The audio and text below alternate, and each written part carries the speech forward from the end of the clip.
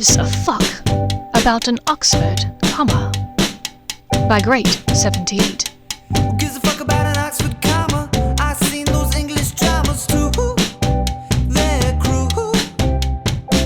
So if there's any other way to spell the word, it's fine with me. With me.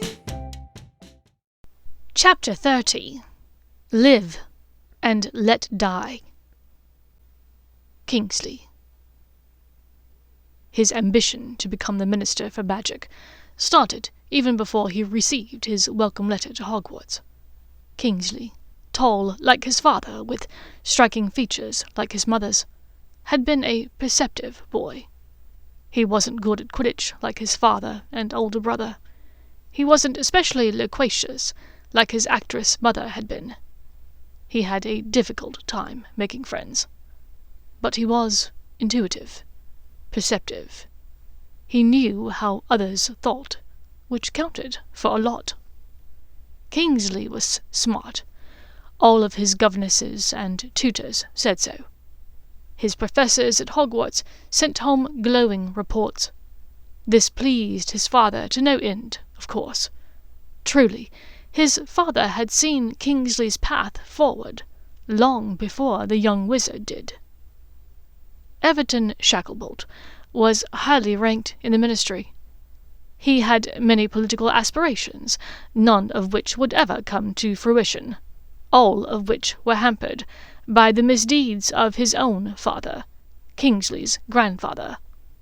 Geflind Shacklebolt was known as a grifter and a cheat. There was not a currency he could not counterfeit, nor a widow he could not swindle.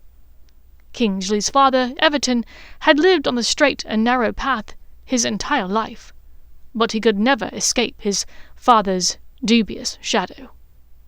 Still, Everton learned plenty from the charlatan Geflind. So, when it came time for his own intelligent son Kingsley to choose a career path, it was Everton who chose it for him. Kingsley would have the best of both worlds, the government man and the grifter, the undersecretary and the underhanded swindler. Kingsley would use his father's status and his grandfather's cunning to succeed. His father Everton might never become minister himself, but perhaps he could create one. Still, the ambitions and wrong-headedness of others had stymied Kingsley many times over during his climb to the top. His superior, Rufus Scrimgeour, promised promotions that never materialized. That old hag, Amelia Bones, never liked him. Which was perfectly fine. Kingsley could bide his time. When Pius Thickness and Corbin Yaxley appeared to be plotting against Scrimgeour, Kingsley mysteriously got reassigned to a different security detail, so that he was never implicated in the man's death.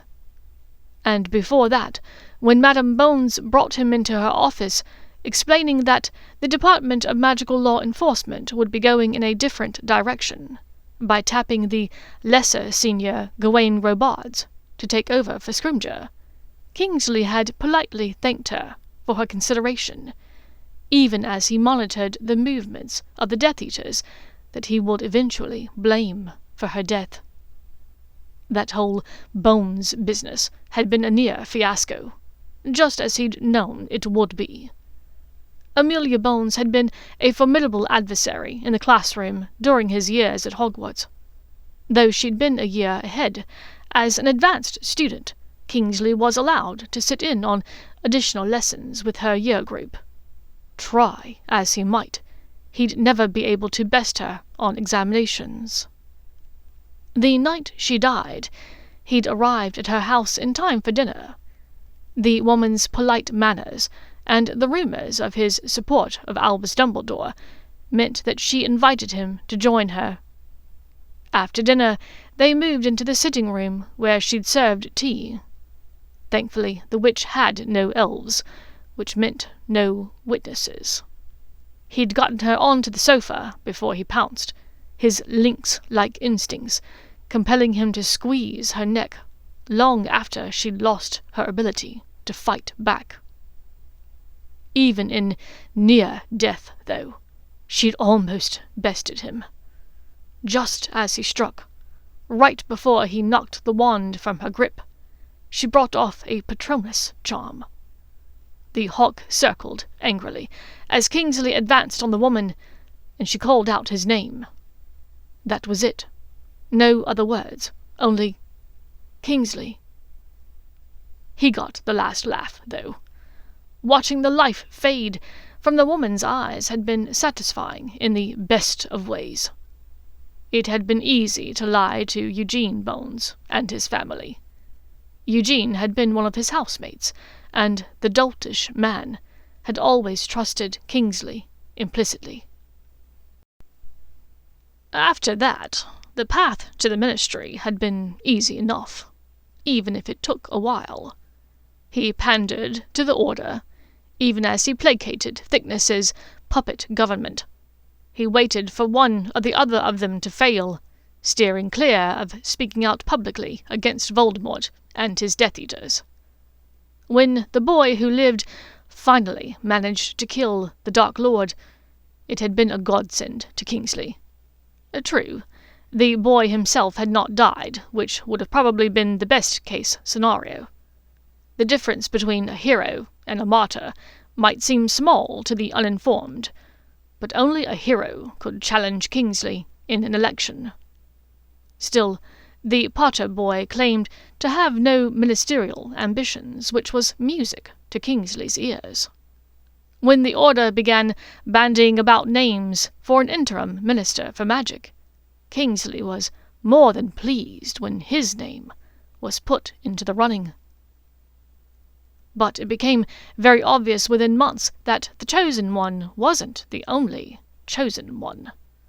Letters of adoration began pouring in for Potter, of course, but also for the Granger mudblood, the inept Longbottom, and even the nearly useless Weasley. The popularity of the four far exceeded anything Kingsley would ever have a chance at attaining, he knew. Allies and opponents alike heaped accolades on them. Their names were lauded in the pages of the Prophet and on the street corners of Diagon Alley. In the public's eye, Longbottom and the so-called Golden Trio could do no wrong. Towards Potter this was expected, even welcomed. The boy had no father figure in his life, as they'd all, heroically, stupidly, died, of course. Kingsley did not have a paternal bone in his body, but he was full to the brim with fatherly advice, courtesy of Everton. True, Potter did not always take his advice. The Malfoy trial was case in point. But the boy was true to his words. He wanted to keep his head down, his name out of the papers, and his life private. As much as the public would have been happy to lick his boots clean and then ask for more, Potter had no plans to run for minister. Longbottom likewise apparently preferred the shadows to the limelight. Having grown up without supportive parents, surrounded by naysayers, Longbottom believed that he was destined for mediocrity, and so he was. Ronald Weasley would always be an also-ran, never the favourite or most memorable, even within his own family. Kingsley knew that Ronald would never measure up within his own bloodline, much less in the public eye. He would fold like a house of cards under the first bit of pressure. But Hermione Granger was different. She'd been raised by Muggles, a group known for their indefatigable optimism and Pollyanna spirit. As an only child, she'd had her parents' complete focus and love, meaning that she firmly believed that success was within reach, so long as she tried hard enough.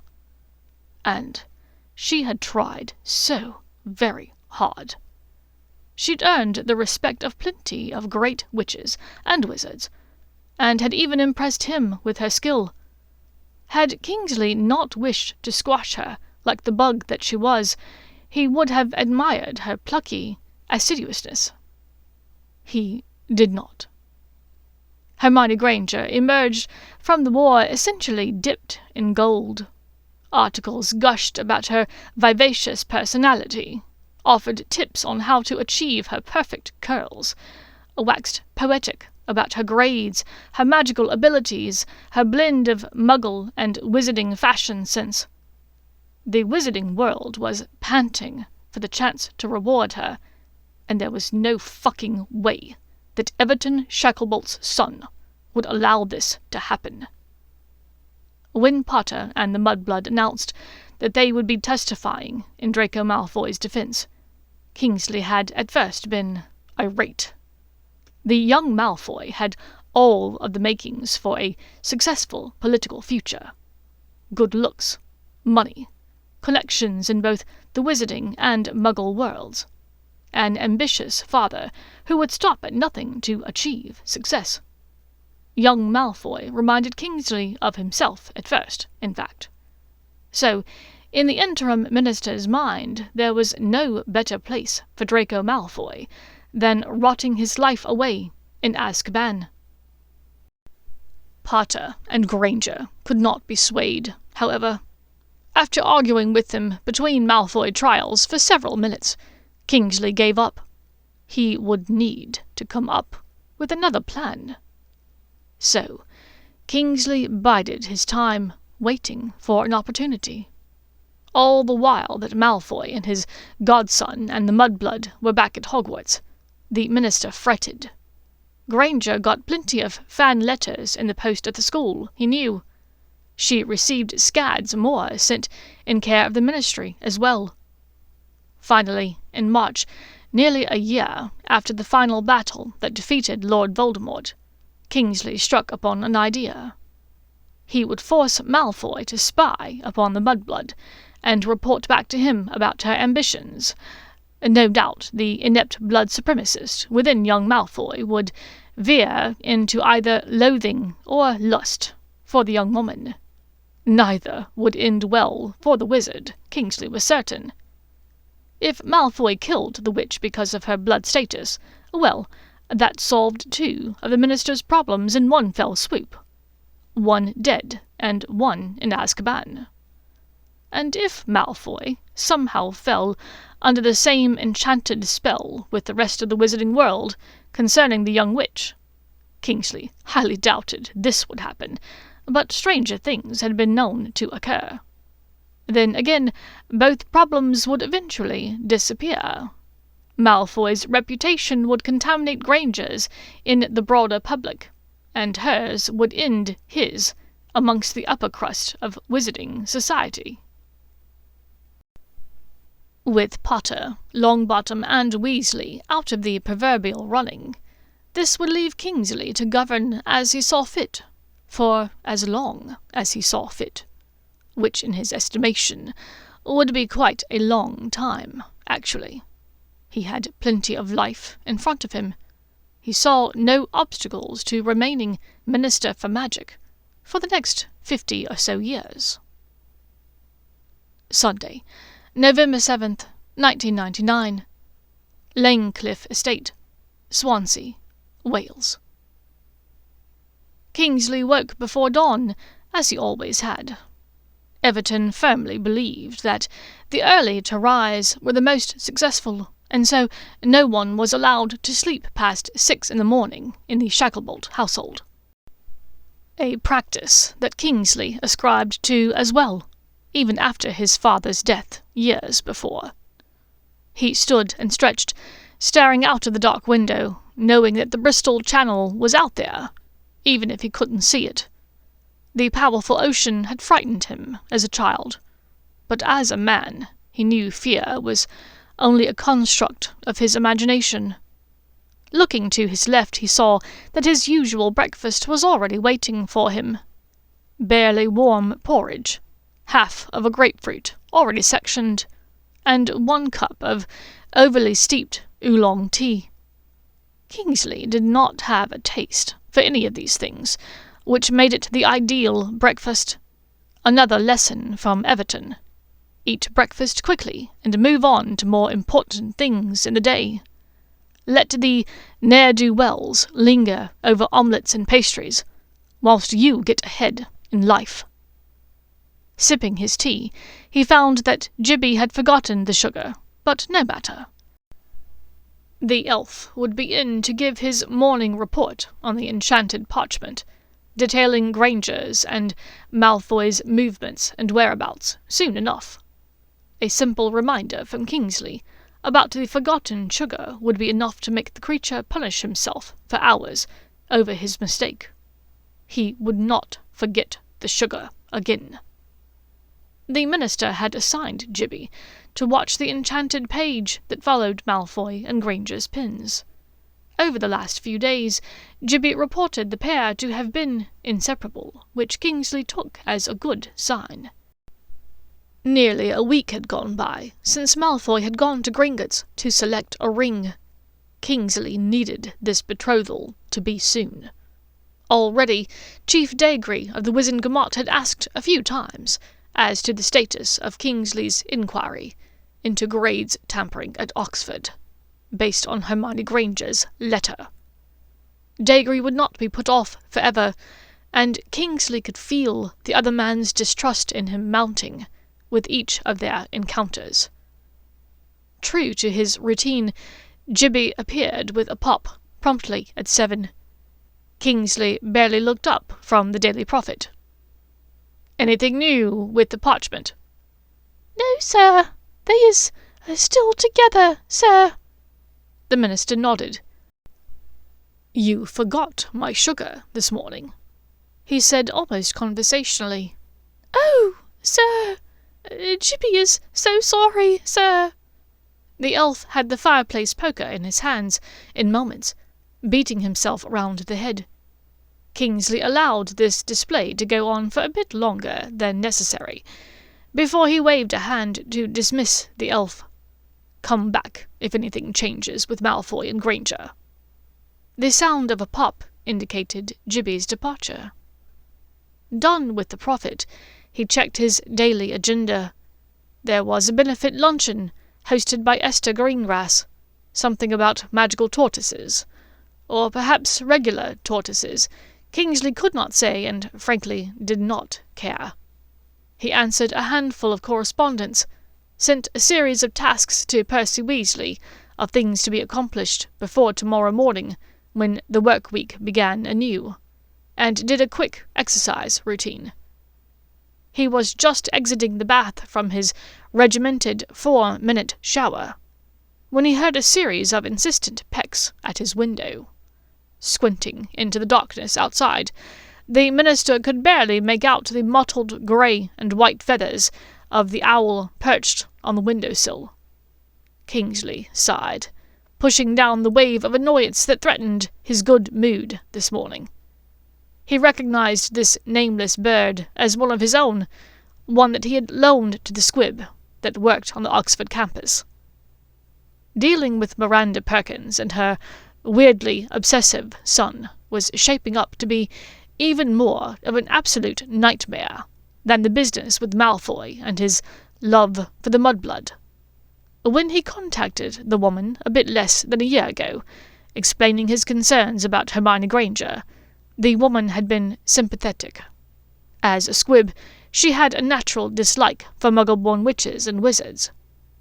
To gain her cooperation, Kingsley had dangled in front of Miranda Perkins a bit of hope concerning some abandoned Department of Mysteries research left over from Voldemort's puppet administration. True, the research conducted by that department was nearly as far-fetched as Project Habakkuk, the ill-conceived idea that his grandfather Geflind tried to sell the British Navy on during the war back in 1942. Just as the British Navy nearly bought into the idea of constructing an aircraft carrier out of ice and wood pulp.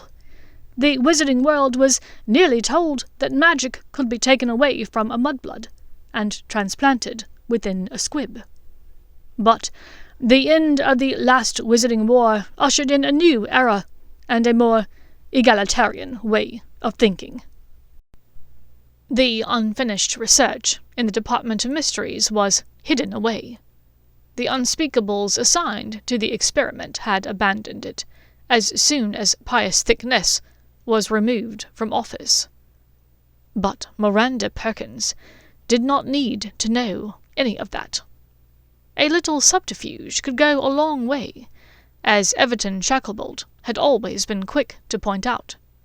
No one needed the whole truth, when a bit of it would suffice, he'd often said. And so, when Kingsley told Miranda and her son about this research, he conveniently left out the fact that the research had been scrapped. Besides, he knew a handful of sympathetic unspeakables. It would not take much to restart the project, once things settled down in a year or two. Besides, Kingsley needed the woman and her son. He'd seen early on that Malfoy would never be a reliable help with his plans for Hermione Granger. Luckily, the squib and her son were easily swayed. His entire life, Jason Coleridge had heard the sad, miserable tale of Miranda's missed chance at being a witch. So the man was more than pleased to offer his help to the Minister for Magic. At this point, however, the two of them were getting in Kingsley's way more than anything else. Oh well, he thought.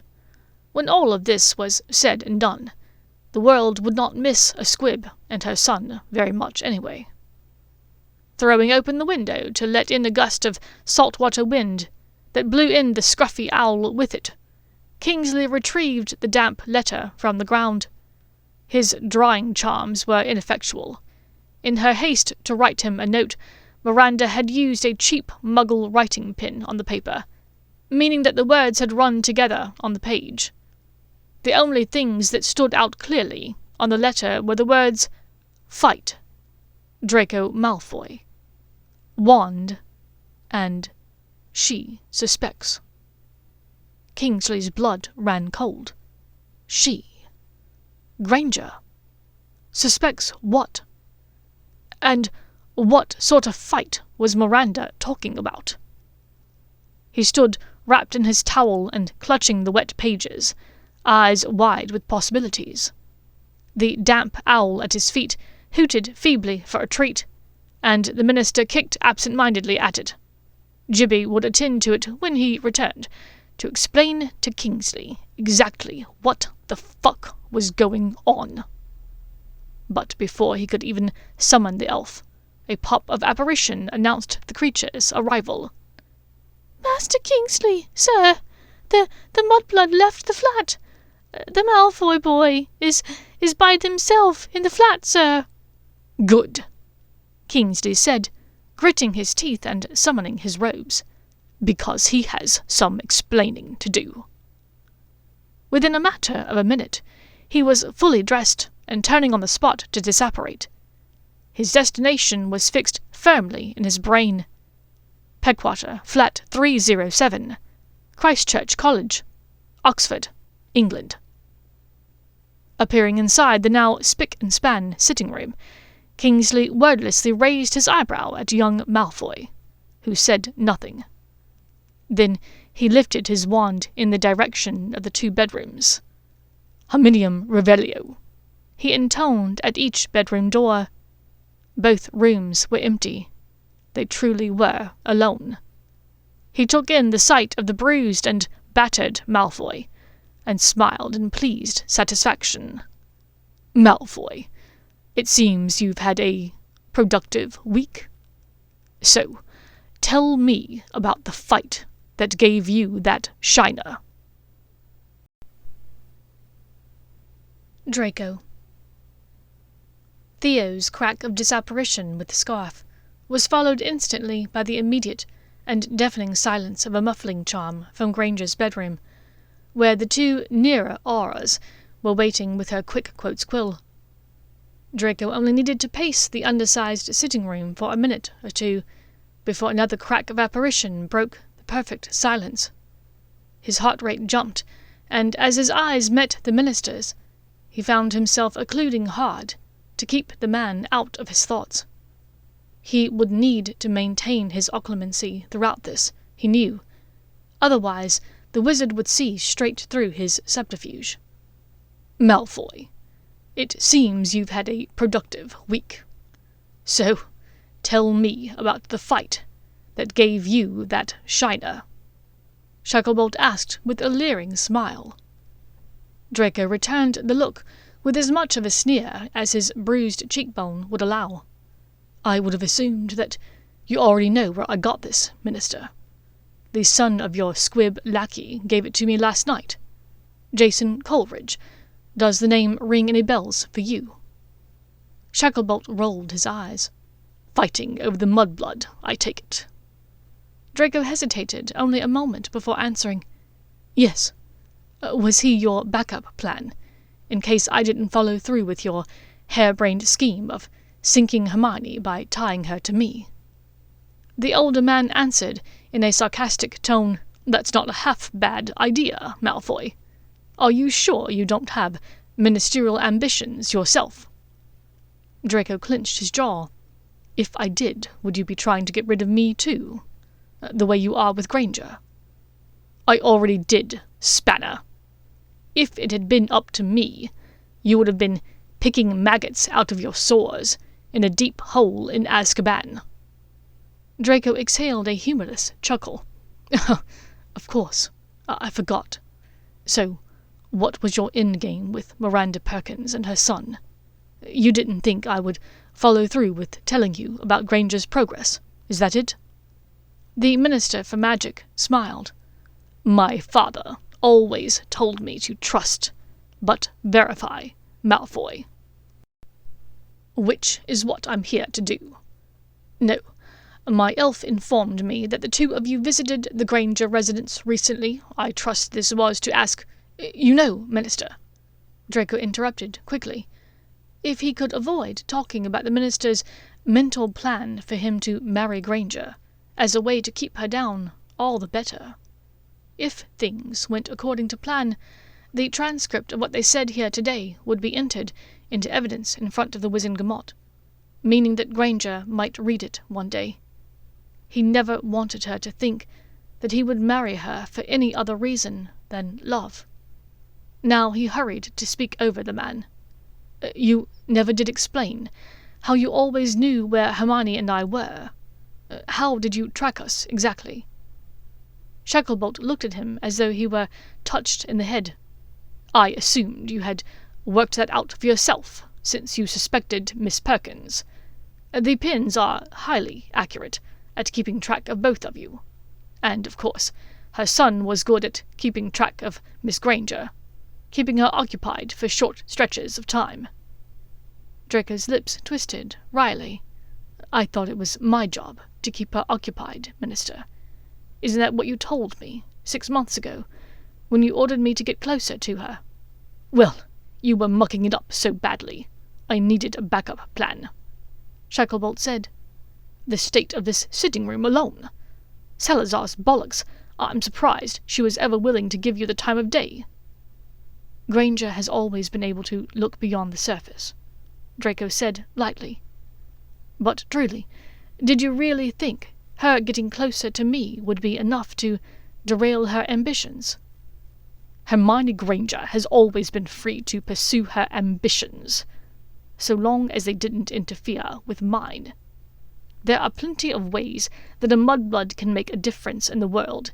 It does not have to be within the wizarding sphere. She could be in the House of Lords, or work in business or law, but not Minister for Magic." Hermione. Harry and Ron stared at her, frozen in fear at her sudden appearance. Between the two of them, on her desk, she could make out the quick quotes quill writing feverishly. Harry raised one finger to shush her, but the roller coaster of emotion she'd experienced in the last hour or so meant that she was fit to burst. "Harry, James, Potter, what the absolute fuck are you and Ron doing in my bedroom?"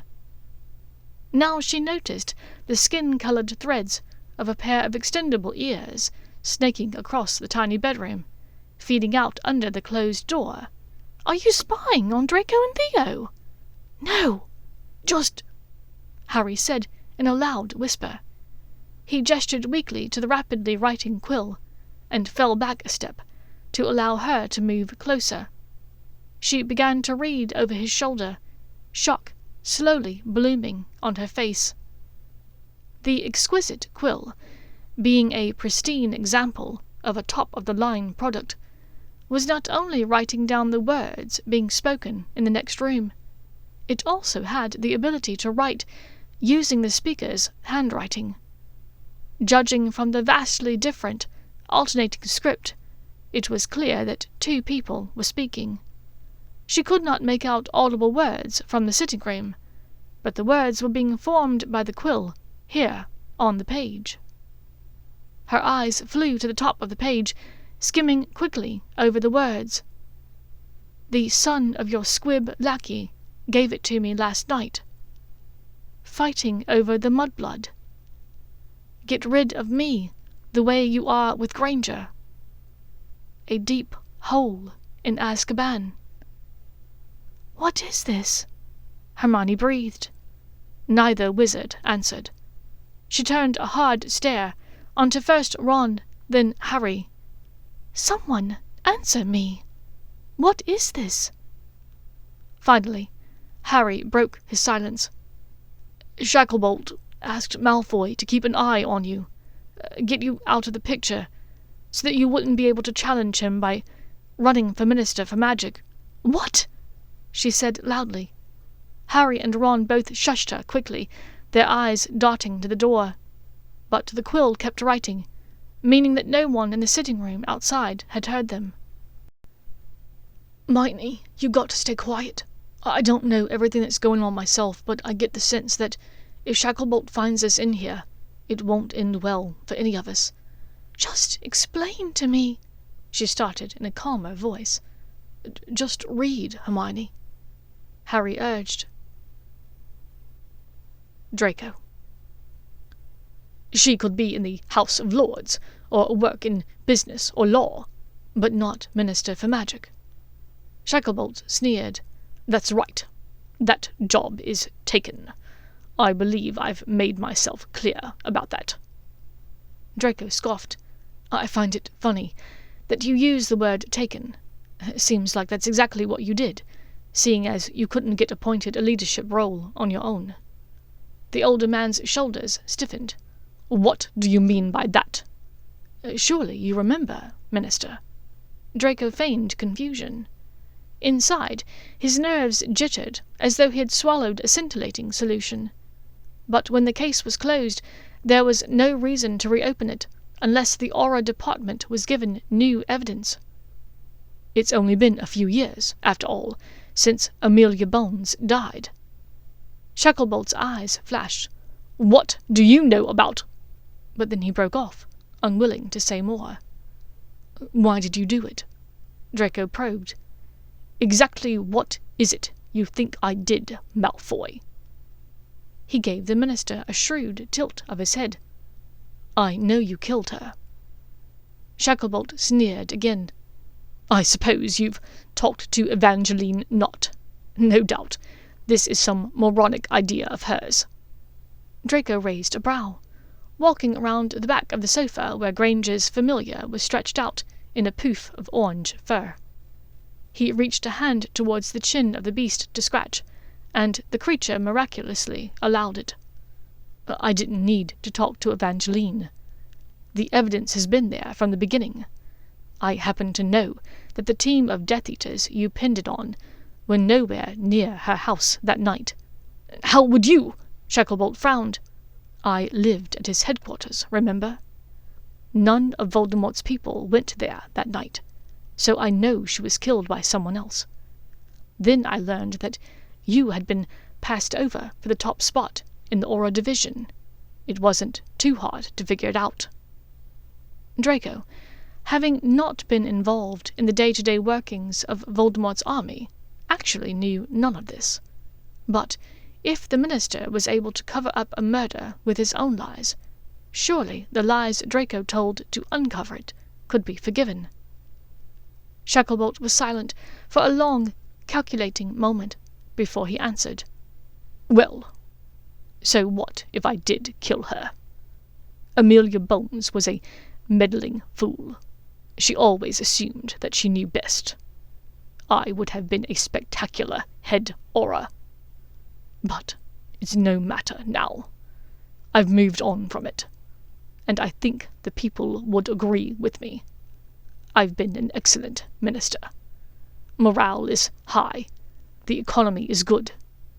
You yourself didn't even have to go to prison. Why would you make yourself a target by dredging up a minor thing like Amelia Bones' murder?" "So, I'm a target now, as well?" Draco asked, tamping down his fear and occluding hard. Shacklebolt gave him a long, hard look, seeming as though he were making up his mind. He stared deeply into Draco's eyes before finally offering a dry chuckle. "Oh, Malfoy, you were always a target. You, the Mudblood, Potter, Longbottom, Weasley. Anyone in my way runs the risk of going the way Bones did." Draco forgot to breathe. They had crossed a line, he recognized now. Before, Shacklebolt's language had been cagey and evasive. Now, the man had made his intentions quite clear. Draco knew that there was a very real possibility that this conversation might be his last, if the minister had his way. I see," he managed to choke out. "But there is still a path for you, Malfoy. All you have to do is keep your mouth shut and your head down. Marry Hermione Granger like I told you to. Keep her the hell away from the ministry, and go live your mundane, useless little lives the hell away from me." By now, Shacklebolt was standing at the front of the sofa, glaring at him. The orange beast between them hissed in warning at the man. Draco shook his head slowly. "I love Hermione Granger too much to hold her back that way." Hermione. As Draco's words appeared on the parchment paper in front of them, Hermione felt her knees give way. Harry helped her sit in the chair next to the little desk. "I love Hermione Granger too much to hold her back that way." She looked first at Harry, who had an oddly self-satisfied look on his face, then at Ron, who was swiftly turning a violent shade of puce.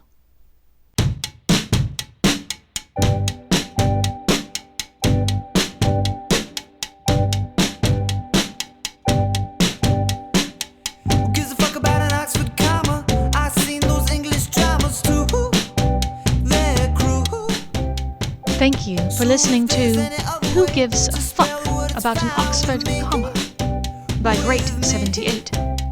If you enjoyed the story and would like to listen to more, please follow me on Spotify or wherever you get your podcasts by searching for Silver and Copper. Or you can find me under Great 78 on Archive of Our Own.